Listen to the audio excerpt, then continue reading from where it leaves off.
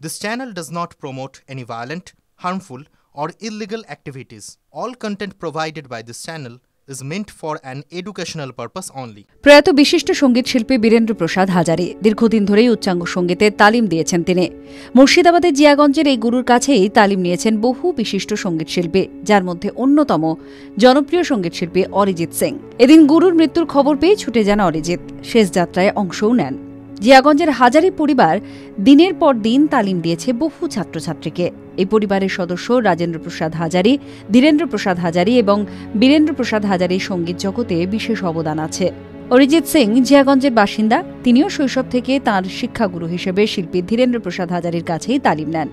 কিন্তু গুরুর অকাল প্রয়াণের পর শিক্ষাগুরু হিসেবে বীরেন্দ্র প্রসাদ হাজারির কাছে তালিম নেওয়া শুরু করেন। বৃহস্পতিবার গুরু বীরেন্দ্র প্রসাদ হাজারির প্রয়াণে অরিজিৎ সিং শোকাহত।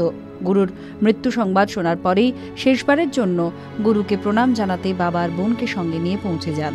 শিক্ষকের শেষ যাত্রায় সামিল হন। সঙ্গীত গুরুর প্রয়াণে মুর্শিদাবাদ জেলা হারালো সঙ্গীত জগতের এক উজ্জ্বল নক্ষত্রকে। সেই সঙ্গে তার প্রতিষ্ঠানের ছাত্রছাত্রীরা হারালো তাঁদের অভিভাবককে।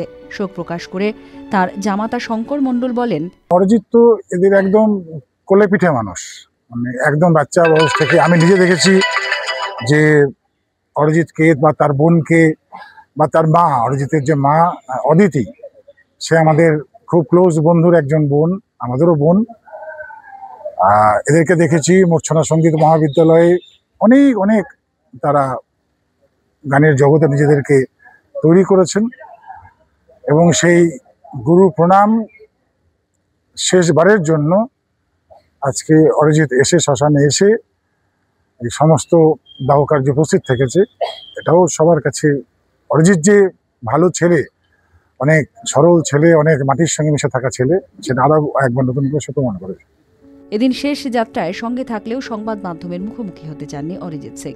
TV9 Bangla digital.